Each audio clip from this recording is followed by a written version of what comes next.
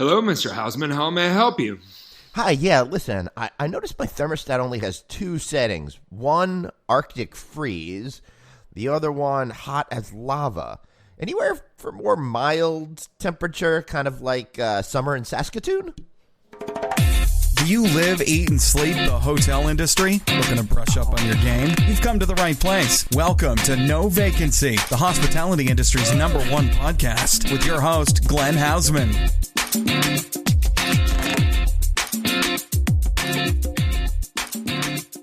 Hey everybody, welcome back to the No Vacancy Podcast with me, your host, Glenn Haussman, and this is what space smells like. So if you guys are not on board yet with our weekly newsletter, be sure to text the word hotel to 66866 to subscribe. It's easy enough. Just text the word hotel to 66866. I know you're out there walking the dog right now. You're on the treadmill right now. You're on the train going to work right now. It's simple enough. Just text hotel to 66866 and you'll be able to check out all of the great podcasts we do here each and every week. Not just this show, the Mothership No Vacancy Show, but our companion show, Checking In with Anthony and Glenn, in which I do with Anthony Melchiori from Travel Channel's Hotel Impossible. Of course, we've got the Hotel Design Podcast, the Business Hotels Podcast, the Hotel Tech Podcast, and we're even doing something on HereToStay.tv in the podcasting realm, and check out all of those videos too.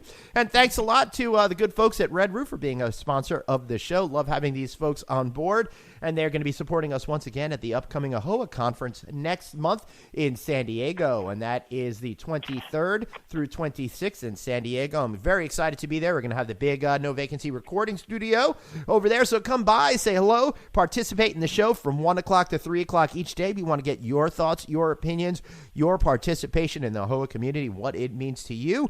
All right, so enough of that housekeeping. I am excited today to be speaking to the managing director of the Langham Chicago, a property that once again got its 5-star rating, and we have managing director Mr. Bob Schofield on the show today. Bob, how are you, sir? I am doing very well. Thank you, Glenn. Glad to be here. Yeah, thanks so much for putting up with all my shameless plugs for the last minute and a half. I appreciate you sticking around and, and staying for this interview as opposed to hanging up and just ignoring me. Yeah, that would be fun. Yeah. So, Bob, the first question I like to ask, when I speak to ladies and gentlemen such as yourself is, what was your journey like to finding your way to being the managing director of a 5-star hotel? How did it start? When did you get going? When you were a kid, did you dream of being a managing director of a hotel? How did that all come down for you? Well, strangely enough, no, not in the slightest. Right. I mean, I started out as a chartered accountant in the Really? UK.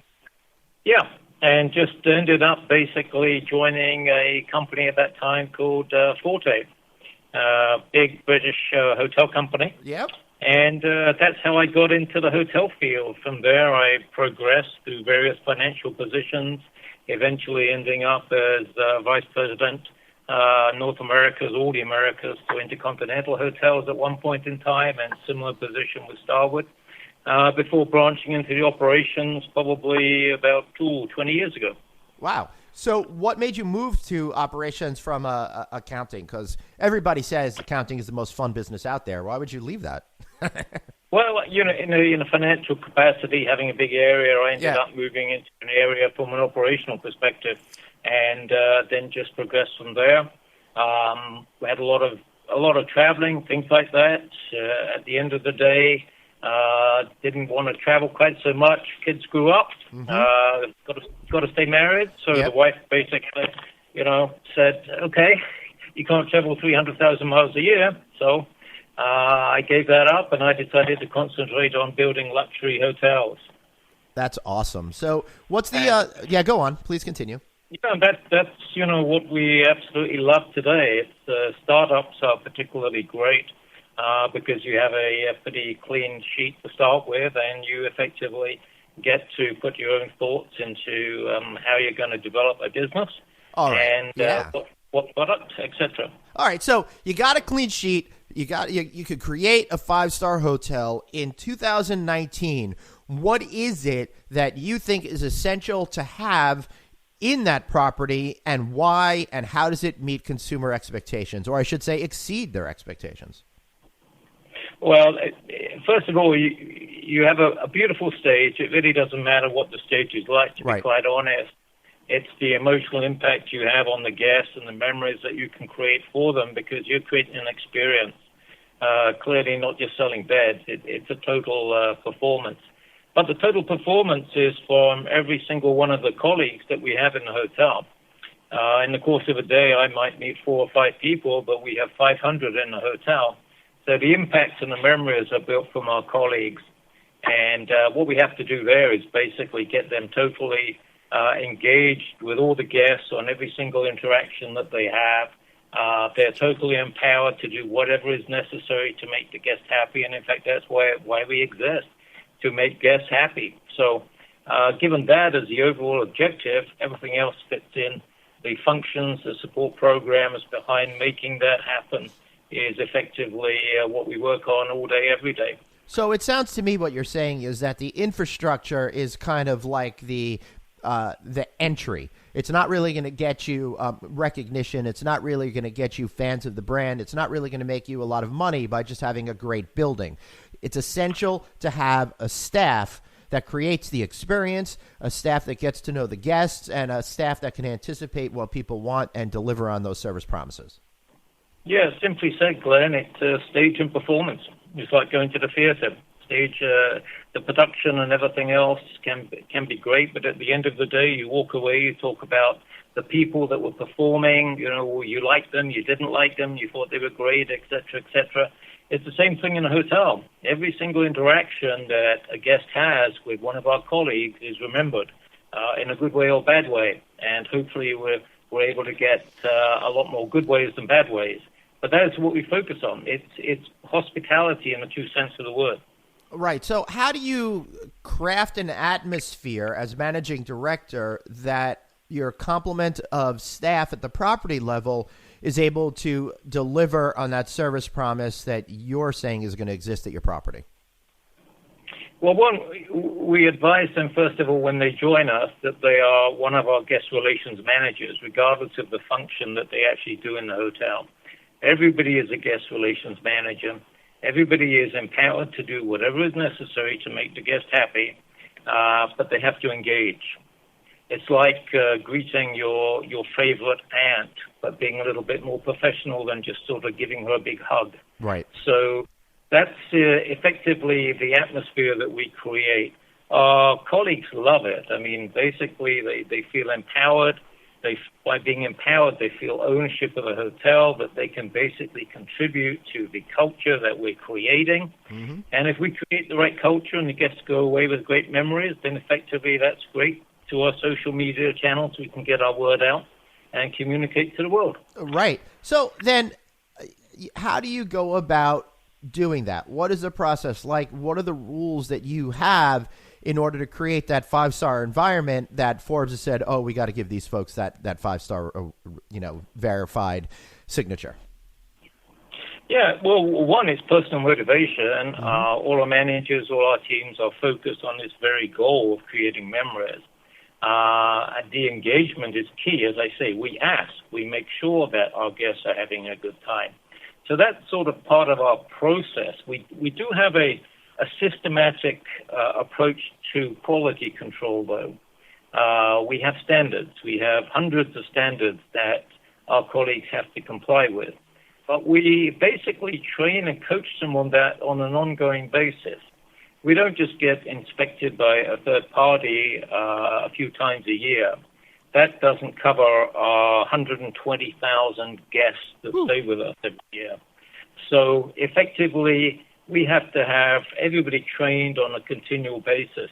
Again, I can relate it back to a theater production, if you like. The fact that actors are on the stage, they have scripts, they're meant to perform, they have a little leeway in how they present themselves, but not too much, because we have to have a standard professional approach. So therefore, we have to watch what's going on the stage. Each of our departmental managers effectively is the producer for their own department in the hotel. And that's how we get the message across.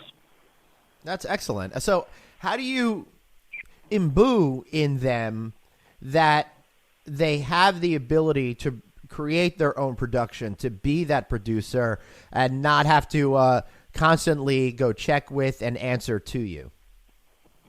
Well, we tell them, first of all, when they join us, that they can never call a manager. Right. Interesting. So I got to tell you, I've been in this business 20 plus years. I've never heard that before. That's pretty interesting. Yeah, it works because they then realize that they have to take the personal responsibility to make that guest happy. The guest doesn't want to wait for a manager to come along. I mean, the manager might be busy, might be doing something else. The guest needs immediate gratification in terms of what their immediate problem is. And that's why each and every one of our colleagues is keen to do this. And they know that we will applaud them for taking action. We expect them to take action. If they don't take action, we're not too happy because that's part of their job. But in essence, we applaud them every time they do something great for our guests. Right. So they know that they've got to get out there and do the right thing. And if in their judgment, it's the right thing, you're going to back them up. We back them up, absolutely. Frankly, many colleagues, or the vast majority of them, make the right decision. So the immediate gratification to a guest creates the right environment that we care, we genuinely care, which we do, about every interaction. If the guest is not happy, we're not happy. I mean, that's a phrase that's been in the hospitality business forever. Right. But we really live that situation here at the Langham. That's awesome. So what's the Chicago hotel market like these days? It's a lot of new hotels have been built. The Crazy. market itself is growing slowly. We've got a new hotels down at the convention center, etc. But the individual luxury hotels are still limited to about 5 or 6 here in Chicago. So does that make your job harder or easier in a way? It doesn't affect it. I Right. mean, we have our own standards. We basically produce a product. The consistency of that product is absolutely key, like any product. But we have a more systematic approach. You know, if you want to have motor cars coming off of a production line, then they're all being checked for quality. The same with clothes. They're all being checked for quality. Right. How do you check the quality for, 10,000 engagements every day between our colleagues and our guests? That's effectively what we have to deal with. Right. So having that many interactions to deal with, we have to trust and train and coach every one of our colleagues as to how to deal with that. Right. Okay, so you're a 5-star hotel, and you've had experience in your past where you've turned non-5-star hotels into 5-star hotels. What is that like? What is that approach like for you? It must be pretty challenging because my hunch, not being a hotel general manager or managing director, is that you need to probably change culture first. But I'll let you speak for yourself. Yeah, not always, but there is usually a culture in a hotel, obviously, if you're going to a hotel to turn it around, Right. which is different than creating your own hotel. In those situations, you still have to get everybody motivated to the same goal, which is to achieve 5-star status. And people generally, if they're running at 4-star and you tell them you want to be 5-star, then they get excited about that. They want to know what they have to do to achieve that because it's personal satisfaction. So therefore, we analyze exactly the standards that they're currently doing, how they can be improved in every single department, and then we work closely with every colleague to motivate them to want to be the very best. That's the whole key. It's not us telling them what they need to do. It's motivating them so that they themselves want to be part of the best. Right. Okay. So that's an interesting role. What about the physical nature of the property? Do you find that you have to change a lot of those things too? Well, that absolutely, of course, depends on the Right. condition of the property. And the ownership's willingness to make that investment. Yeah, exactly, right. Yeah, so that brings into play all the financial status of the hotels and what their organizational structure is in terms of asset managers or franchise brands or varying degrees of ownership and involvement, et cetera, et cetera. So in those situations, you have to bring everybody together to get a consensus about where the hotel needs to go what the financing is to make that happen, and then what resources you have to produce the product you're trying to create. Right. Yeah. Interesting. Do you usually sit down with the ownership group, for example, and say, we want to get to this level. How do you envision us getting to this level? What's your perception? And then try to play within their rules? Or do you find it that they're going to be just opening up to hear what you have to say mostly? Well, clearly, initially you want to find out what their objective is. You know, is it an ownership group that basically wants to buy a hotel, improve the profitability of that place short term, and then effectively sell it? Right. Or is it a long-term owner that is there for the long haul, is interested in the real estate value more over 20, 30, 40, 50 years? And depending on what their objectives are, you can manage that according to what their goal is. It's obviously we can express our views as to the results of those particular and how we do that, right. Which is so there's some degree of adjustment to exactly what the goals of the company itself is, the stakeholders. Right. All right. So what's the coolest place you've lived in the world and why? I'm sorry, the coolest place? Yeah, what? the most interesting place you've lived in the world and what made it so? The most interesting place I lived in the world was in Jamaica. Mm-hmm. I'm going to assume you mean the country and not Queens. Yeah, you're correct. Okay. Yeah. Jamaica, West Indies, right? Yeah.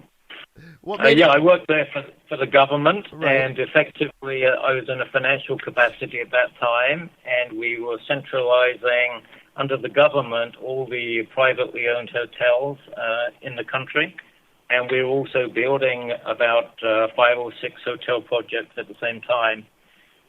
So to arrange the financing and put together a marketing and sales organization, a hotel operation in that environment was extremely challenging, but extremely satisfying.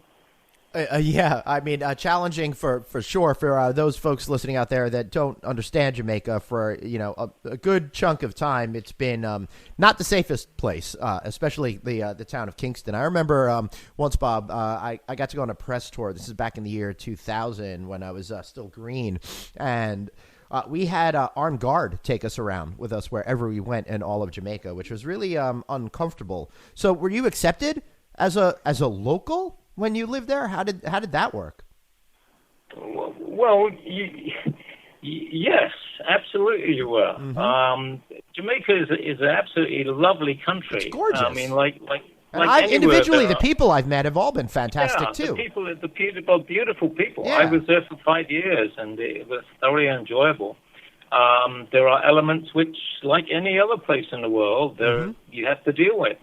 But in terms of getting things done and making things happen in the government area there, it was fine. There was a pretty much total agreement on what needed to be done, which was to centralize all the hotels.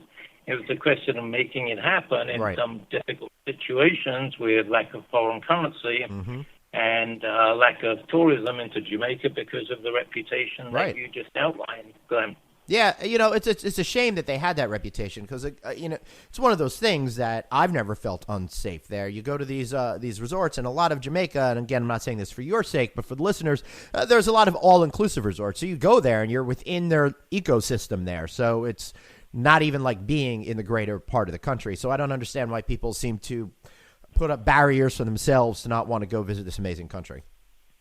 No, absolutely not. Jamaica is a wonderful country, and I go back there on a regular basis.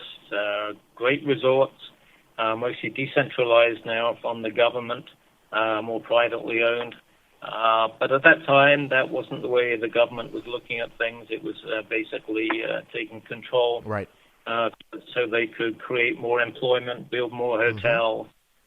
Get the necessary financial agreements with the rest of the world to make that happen. And that's what effectively happened. And we did. Excellent. So I'd love to have you give some of our listeners advice on what they could do in their careers in order to advance themselves to maybe one day get a position where they could be in charge of a 5-star luxury hotel. Yeah, no, absolutely. Well, it really doesn't matter where you start. You can start in operations, Yep. you can start as a doorman, you can start in accounting, or anywhere you like. They're individual units, and you can learn what goes on in every single department. You just need to have an environment in which management wants to promote you, but you yourself have a clear understanding of what you want to achieve. If you have a clear understanding of what you want to achieve, then we will help you, and hopefully, all hotel managers will help colleagues to achieve that. So, first of all, understand what it is you want out of life. Right. What do you want to do? The opportunities for travel and worldwide travel are enormous. I've personally traveled to 70 countries. I've worked in many, many countries. So if you're globally involved or globally interested, you can do that. But by the same token, if you're happy to stay in the hotel for the next 30 years, you can just grow and develop there, or you can stay in one position. So you've got so many different paths that you can follow depending on your personality and your aspirations. That's terrific. What advice would you give then for people who may not understand some of the nuances of other cultures around the world, but want to have international positions? Does it just come down to reading some books or traveling a lot? What's your formula for getting to understand a country's culture so you could fit in a relevant sort of a way? Well, you probably won't learn it, on a 1-week visit or a 5-night stay in a hotel. You've really got to make a commitment and go and live there, and try it for a while and see how it works. It can be strange initially. Right. Absolutely. So if it is strange when you first walk into that culture, I guess it goes away over that 6-month period. So when you're in a new country or in a new city, in a place that you've never been before, what are some of the things that you do in order to get yourself inculcated into the local environment? Well, again, it depends if you're moving. If you move to a hotel, sometimes you move into the hotel. On other occasions where you have to find outside accommodations, right, you're pretty quickly oriented because you have to get yourself a real estate agent, which will show you around and show you the neighborhoods like moving within the States. It's really no different. Learn the areas, the areas you should be, the areas you shouldn't be, et cetera, et cetera. And then you join the local institutions. You get to meet people. You get to meet other people from other parts of the world that are also there. And you either like it or you don't. Some people, when I went to Jamaica, many people came over from other countries, and within 6 months they had left. But that was wrong. You should give it much more time than that to basically understand and be a part of the cultures, which are tremendous everywhere you go. Yeah, I feel like 6 months is just enough to know stuff, but not enough to really feel or understand stuff. And if you stay there for a year or so after that 6-month part, that's really when I think the magic happens and you start to really feel like you're part of that community and that country. Yeah, no, it's absolutely true, Glenn. You do. And, it's a wonderful thing. I was 5 years in Jamaica. I spent 2 years in Africa. I spent a lot of time in South America. And every culture is different. It's just different, but it's great to understand how the world works and not be isolated. Right. Yeah, they're absolutely right. And I think there's nothing better for anybody than travel. It gives us a better understanding of people around the world. And I think it really unites us by saying, even though we may seem different, we're really all the same fundamentally, right? Yeah, we are, absolutely. We all have families, we have kids, we want fun, we want to enjoy life, and that's the way of the world, wherever you are. Yep, excellent. So before we wrap up, Bob, I really want to have a chance for you to do a good shameless plug about the Langham Chicago. How could people find you? How could people find the hotel? And give us a great reason to stay. How do people find us? Yeah. On our website, Langham Chicago. Yeah, of course. And a reason to stay, we have a fabulous location. We're right on the Chicago Riverwalk. We have views over Lake Michigan, and we're steps from Magnificent Mile. We're right next to the Loop, where there's a lot more businesses and the theater, the museums, all those places. So Great location. Doesn't matter what you want to do in Chicago. You couldn't get a better location than this. The Riverwalk will give you kayaking in the summer, the architecture tours on the boats, and as I say, you're steps away from Mag Mile, which everybody knows is the shopping mecca for everybody coming to Chicago. Yeah, for sure. So you can walk everywhere, really. And if you don't want to walk, you just hop in a Lyft or an Uber, and you're there in a few minutes. I love that in an area of Chicago. It's one of my favorite places in the country. It's so easy to get around. So everyone, if you're in Chicago, take an opportunity, stay at the Langham Chicago. Say hello to Mr. Schofield for us. Bob, thank you so much for being here today. I really appreciate the time. My pleasure, Glenn. Cheers. And I want to thank everybody for sticking around. We'll be right back after this commercial break with another great interview you're going to want to hear. So stick around. We'll be right back after this message. Have a question for your host, Glenn? Tweet him now at Traveling Glenn. No Vacancy, the hospitality industry's #1 podcast. We'll be right back. Hey everybody, Glenn here. So listen, Red Roof's been using the slogan, genuine relationships, real results, and they've been doing it for a while now. And I've got to tell you, the folks that I've met at Red Roof, that's really not a slogan as much as it is about their character and the way they do business. It's because partnering with Red Roof, well, it gets you significant brand awareness, seasoned management team, and an owner-operator perspective because they manage some 120 properties themselves. And that's in addition to the award-winning marketing department, a richest-in-class loyalty program with more than 3 million members and is least expensive for franchisees to boot.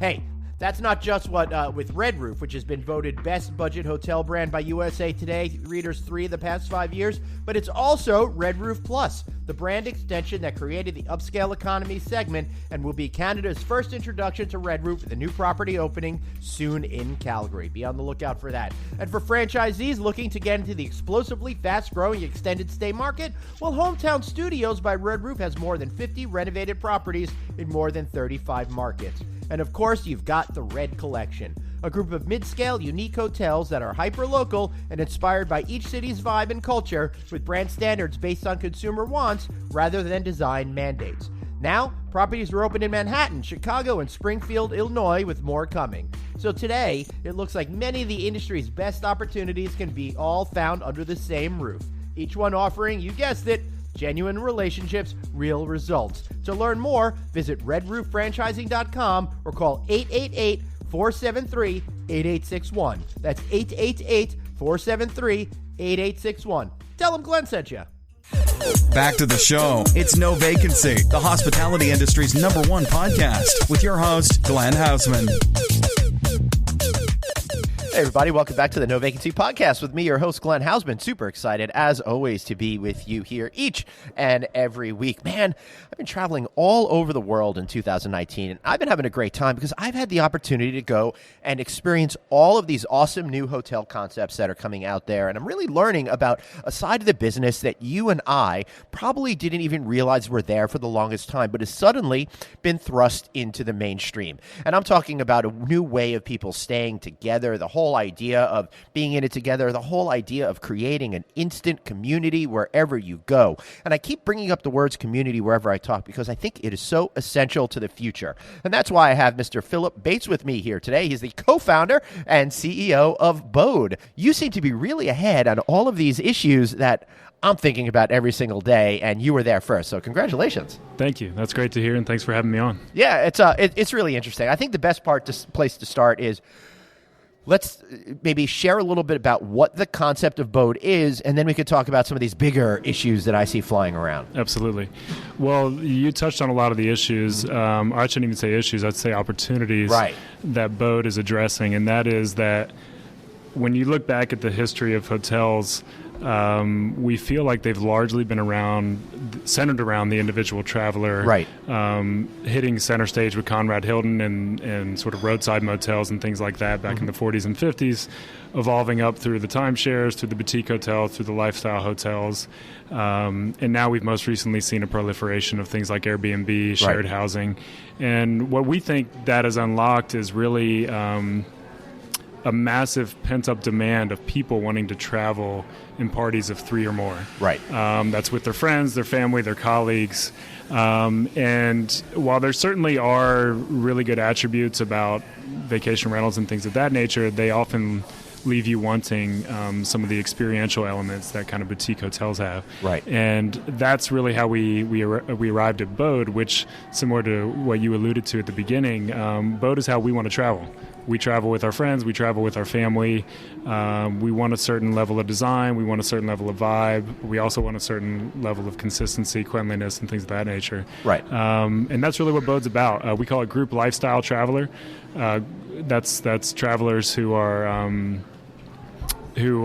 drawn to kind of more boutique, authentic, trendy hotels, but are traveling in groups, right. And that's that's been the rub in traditional hotels, right? It's like you have these rooms. They're great to stay in, and I always have a terrific time. But I always found, like, I go to all these industry conferences all over, for example, and man, my buddies and I might want to hang out in the room for a little bit. And it just becomes weird and awkward because there's no place for us to be unless we're lucky enough to have a balcony and the weather's right, you know? So what you're doing is you're creating a space that allows your groups to hang together in a private common area, as well as creating areas downstairs that are designed for sociability. That's exactly right. Yeah. And so right now there's two product types that exist. There's the traditional hotel, and then there's kind of residential-like products. Right. And we're endeavoring to, not only in the rooms, but also in all the common areas, create spaces that enhance the group experience.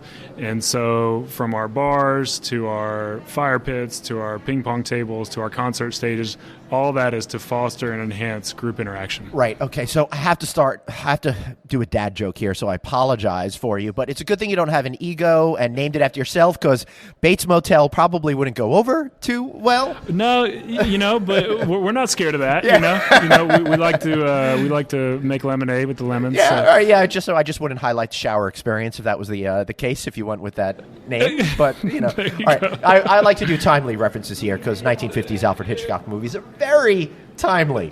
So, okay. So, back to being serious, though. One of the things that I'm discovering as I travel and learning about some of the changes that are happening in society, I think are really leading down the road to where you wound up, right? Yep. For example, I see where you use the word experience, and we've been bandying this word about, right? Yeah. And I think that we've moved from a materialistic economy to an experiential economy, right? You'd agree with that. And then also, I've been thinking a lot more about how the suburbanization of America has disconnected us as individuals. Absolutely. And a lot of the stuff that we're seeing in society right now, especially in American society with the political ills and stuff I think are happening, is because we've lost that sense of community. And people are yearning for that. That's right. Additionally, and I'm just going on and on here, but additionally, hotels, like you said, back in the day, they were something entirely different. Totally. They were community. It's where everybody went to the fancy restaurant. It's where people gathered. It's where all the important things happened if it wasn't happening in a church, right?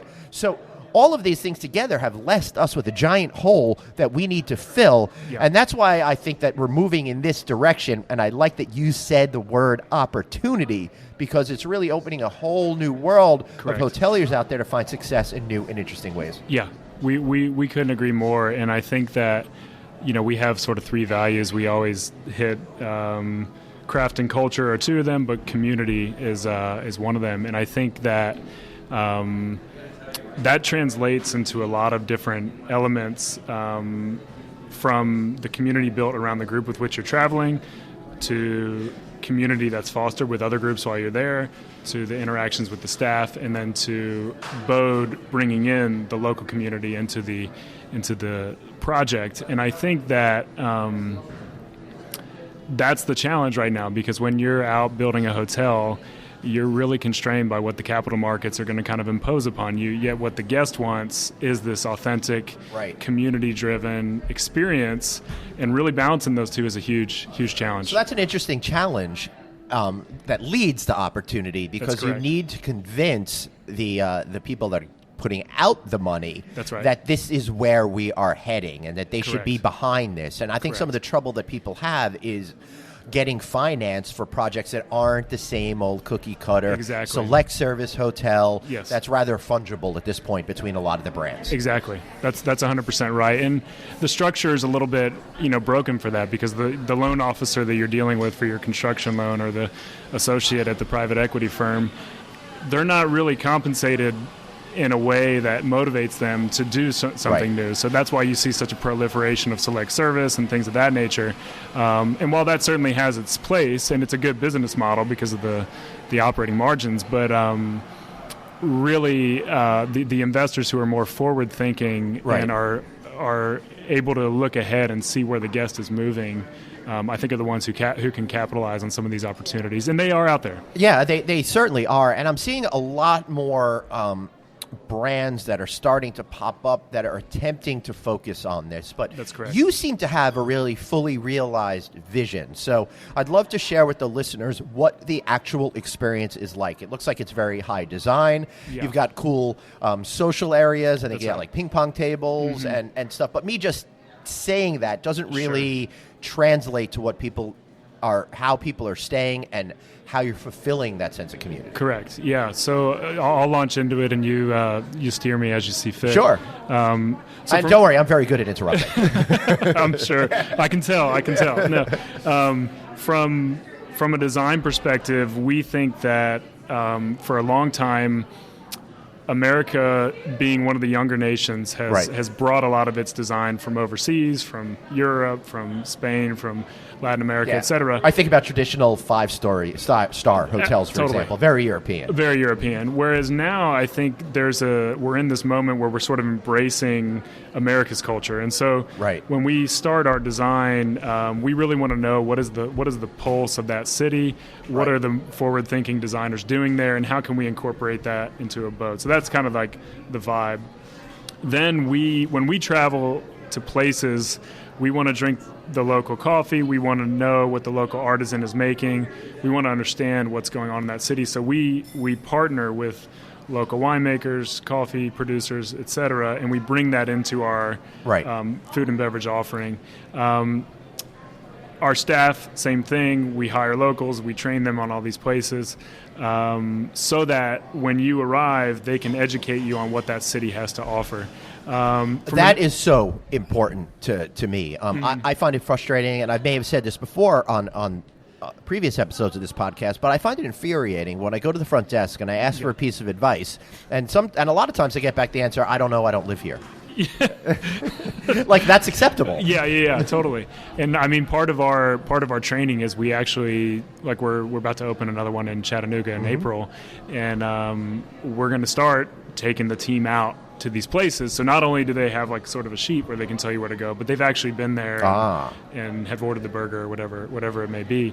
From an experience standpoint, we have tried to create a model where we include everything we like in a hotel and we eliminate everything we don't like. So what are some of the things that you don't like? I don't like nightly cleans. Right. I just don't like the idea of someone being in my room when I'm not there. So we don't offer that. You can get that if you want to pay for it, a la carte. We'll do that. But we generally just clean at the end of your stay. And what that enables us to do is help deliver you a lower rate.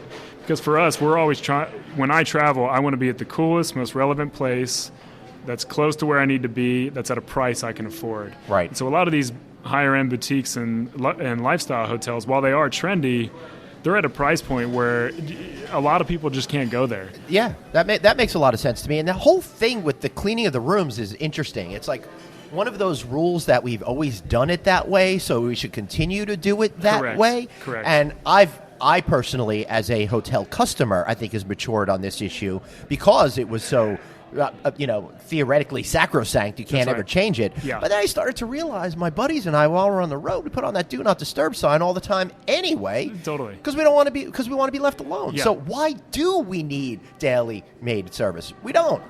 No, I think one of the big challenges, it's similar to the capital markets that we talked about earlier.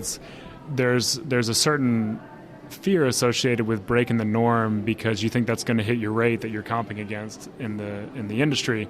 And so I think that we're sort of the mindset, since we're already challenging everything, let's just go ahead and challenge everything. And let's not be scared to do it. So another example is we don't give room service, but we except Uber Eats, DoorDash, and all these other things, which give you a much wider range of options anyways. Right, and honestly, it's cheaper. And that's another one of those things. Yeah. I've had the fortune to stay in some 5-star hotels in my day. I happen to have been at one last week. I was very fortunate to be at one. But for me to get a hamburger delivered to my room, no joke, would have cost over $50. Right? Between the price of the burger and a drink and the service taxes fee and the service fees and the you're a sucker fee and all of those other things that are on there. A lot of times I just would order in Chinese food and get that delivered and pay $20. Absolutely. Yeah. Absolutely. Yeah. So I see that too. Makes a lot of sense. Correct. Trying to think of what else. Well, let me say sure. this. Going back to your other point of not looking to hit that rate that other people have. That's very interesting because that's, again, another sacrosanct measurement about how theoretically hoteliers are doing in a market. I think you're probably looking at it from more of a profit perspective based on each room stay or per customer. That's correct.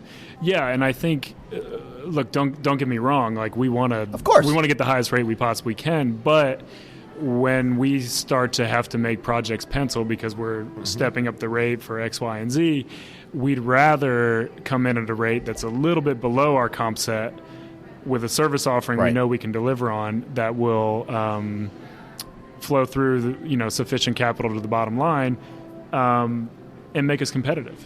So you also do have like single rooms if I wanted a traditional hotel room experience. So I just wanted to mention that for people who are like, oh, this doesn't make sense. So you have a mix of experiences that you can enjoy if you're going there. So I'm checking in with 3 of my hotel industry buddies, and we all want to have this kind of common experience away from everybody else. What's that like? So you'll come in. The first thing you'll go into is what's called our hub. Every boat has a hub. That's really the heartbeat in the center of all the activity. It's usually a bar, serves craft coffee in the morning and spirits at night. You'll be greeted and oriented and sort of ushered to where your room is. We use a tech platform that basically gives you all your check-in information in advance. Right. So you can go right to your room. If you choose to, you don't have to stop by the hub. You don't have to talk to anybody. So a lot of our business travelers like yourself, sometimes they don't want to be bothered, and they know where to go, and they just go right to the room. Well, I'm so close to the finish line. If I've been traveling all day, I don't want to have that one more pleasant conversation. For sure, and particularly when there's a line, right? And it's all that work. You got to give your ID and your credit card, and then you get all that work just to get a little key, and let's just hope it works. Right. That's why I get 2. Yeah, that's right. That's right. So we bypassed that, and there's a few hiccups that you had to work out from a technical perspective, but we solved them, and we think guests really like it.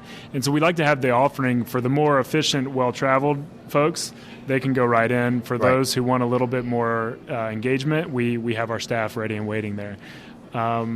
For your 3 friends, so you'd walk into the bar, you would get oriented, you go up to your room, you'd enter, you'd have 3 separate rooms, ensuite bathrooms, a sort of well-designed, well-appointed, but efficient kitchen, which is stocked with craft coffee and all the things you would need for the morning.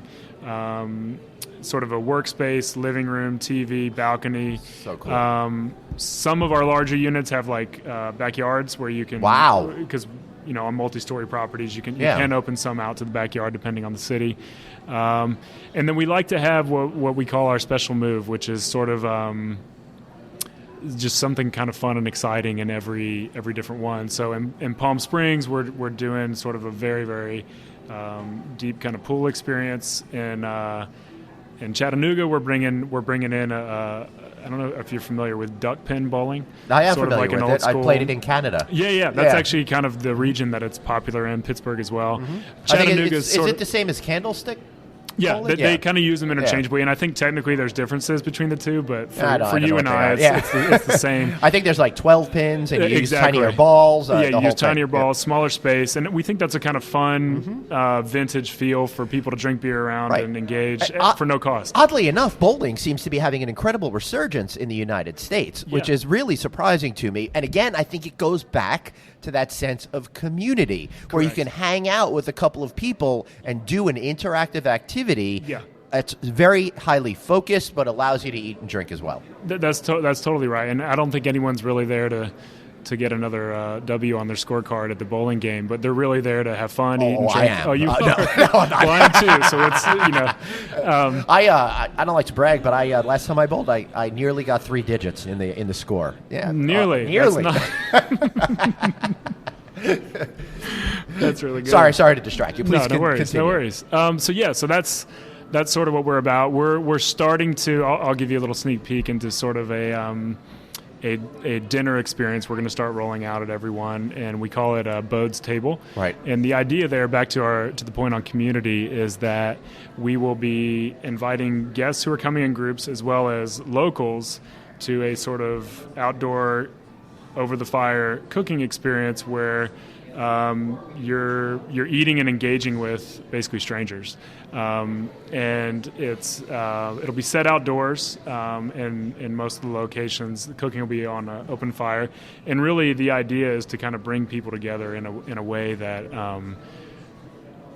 like you're saying with suburban America, we tend to not be that way. I have images of Netflix food specials where they're where they're in Italy cooking over the flame, and everyone's hanging out together, and having a glass of wine and being involved in the whole situation. Right. That's exactly the vibe, because we find that food, drink, people really translate to good memories and experiences, and I think the modern traveler is very open to that kind of stuff. And I think that's what it really comes down to. We have so much technology in our lives that not only are we craving attention with other people, but I think simultaneously that food and drink is the last bastion where we really can all get together and have meaningful experiences. That's correct. I don't ever see the restaurant industry, for example, vanishing, because there's so much value to connecting with friends and strangers over good food. Yeah, I mean, I think most of my disposable income is to travel and food. Yeah, and you're. I'm going to guess by looking at you, you'd probably be a millennial generation kind of guy. I'm not a fan of that label, but I'm not, 33. No, I'm just kidding. I'm totally kidding. I don't mind. Well, I'm not a fan of those labels either, especially because I'm a Gen Xer and everybody's ignoring us. You guys get all of the attention now. But I want you to know, from the bottom of my heart, I'm trying to stop talking about millennials, and I'm on to Gen Z. So we're not going to have any. They're an interesting generation. Yeah, well, my kids are Gen Z. I have twin boys, and as we're recording this, they're about to turn 15, and the way they see the world is extremely different from the way you grew up seeing the world, and from the way I grew up seeing the world. As because I am a tech. I'm not a technology native, a digital native, as they call them. I had to adapt to it. You're probably somewhere in between. Correct. Right? Yeah. I got my first smartphone at 25. Right. So it's but my kids, they grew up in an entirely different kind of digital universe. So what they're going to do is going to be very different than what you find interesting and what I find interesting. None of that has anything to do with a sense of community, what you're creating at Bode, but I can't help myself. I'm just feeling very blabby today. Maybe it's because of that cup of coffee you bought me. But all right. So I'm very curious about the sense of community and how you really set the stage to allow it to happen. You talked about the meal program that you're doing, but how do you translate? Like, we're here in a traditional hotel in the lobby right now recording this interview. So if any of you hear noise in the background, that's because we're in an active space. But how do you actually bring people together as opposed to a lot of different things just happening and strangers don't really interact? Yeah, that's a really good question. I think it starts with your team. Mm-hmm. I was talking to our VP of Ops yesterday, and I realized, as the CEO, it's very hard to actually influence the stay of the guests, but what you can influence is the people. Right. And so we place a high degree of emphasis on this element of community when we're training people. So we're actually incentivize them and rewarding them for engagement, and even for connecting people. So that's kind of on the employee side. So they're already cognizant, aware of that, and by virtue of choosing to work with us, they buy into that. So they are us. They're the way we like to. They travel the way we like to travel, and they live and breathe it. The second thing I think is in your events and your programming. Events are just key for hotels, and I think in a lobby like this, I think just a little bit of the decor, a little bit of the vibe, a little bit of the setup makes it less community focused. This hotel in particular was built before people started to realize For sure. that, right? That's so right. this is very traditional in that sense. And nothing wrong with where we're staying. Yeah. It's just very different from where I feel that we're headed, and you seem to already be. Well, thank you for saying that. But I totally agree that this is a fine hotel. But I think it is about being more deliberate with that. So even the spaces we create, like for example, we took the TVs out of all of our rooms except the master, so that you never have a situation where 4 groups of people are in a 4-bedroom unit and they're all watching their TV in their room. We actually took them out, and there's kind of big debates there because a lot of people like to sleep with the TV on and so on and so forth. But we just thought we're way too attached to technology. Let's force people out, and so now when my team and I or my family and I stay in Bode, if you're watching TV, you're watching it together. Right. And then you basically go to your room to go to sleep, which is kind of how it should be. And you're sort of forcing that interaction. That's an example. I don't like to brag, but we don't have a TV in our bedrooms because it's not healthy. I love that. Yeah, we don't either. Yeah, and honestly, when I'm in hotels, I see some of these beautiful TVs, and I rarely turn them on. Yeah. I'm much more, maybe I'm biased because we're doing a podcast right now, but I like listening to podcasts on my iPad, Yeah, I do the same. Yeah. Yeah, you need a little noise and a little intellectual stimulation, but anyhow. Yeah, so, all right. So tell me a little bit about the design aesthetic. You had talked about boutique hotel. I looked at it. Yes. I have trouble describing design dialogue. So what is the kind of vibe that you're looking for when you're creating these spaces, understanding that Nashville is Nashville. When you build the Orange County Hotel, it'll be Orange County, Correct. etc. Yeah, I think it goes back. So it's. I think the general word that would describe it for the brand would be modern, but it's modern and true to each locale. So it changes. So for example, in Nashville, we had a 1985 built brick building. Which that's one of those unfortunate times. It's kind of like the teenage years. It's just like it's not working for anybody. And so we had a challenge. I was a teenager in 1985, and it was not working for me. So I totally know where you're coming from. And so what did we do? We painted it black, which I think gives it a statement of it's this kind of building on a hill in downtown Nashville. That made it pop right away. Mm-hmm. We then converted the carports into bars. Which cool. I think is cool, and ultimately what came out of that is that's kind of the Nashville. That's what they do there. The best experiences there are ones in which they took an existing building, they incorporated a lot of the elements that are already there. So it's an old industrial town. It's a river town. So you see a lot of steel, a lot of natural woods, a lot of rust, things of that nature, and that's all incorporated there. And we hired a really good group, Dade Architecture out of Nashville, and we basically just challenged them with that. Like we said, if you have one opportunity, two challenges. One is we said this is a third kind of product type, so don't think hotel, don't think home, think that new thing.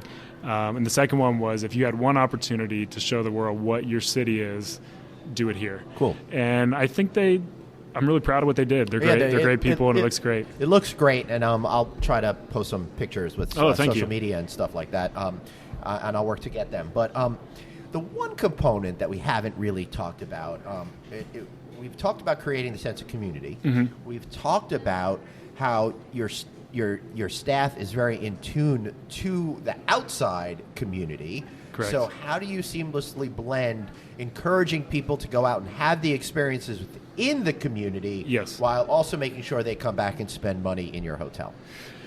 Yeah, that's a really good point. And so I think part of that starts with where do we want them to spend the money. And so we deliberately have taken restaurants out. We don't have a restaurant. And I think part of that is because they're hard to run in hotels. I think the modern traveler today wants to go out and explore their city as opposed to stay in the hotel, unless you're at a convention or something like that. So to that end, we kind of push them out for food services. We also are not the bar that's open till 2 a.m. And to that end, we are not the place that is just going to be slammed, through all hours of the night.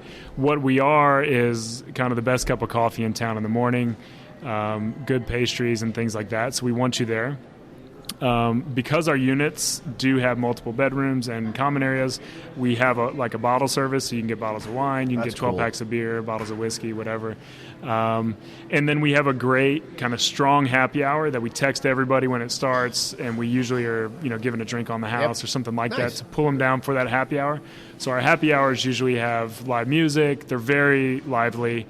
And then it's kind of like everybody tends to go out into the city, and you see a lot of folks make it their last stop on the way home. So they're buying some ice cream sandwiches and a 12-pack or whatever before they go back. Yeah, and those are kind of the touch points. So let me go into that a little bit.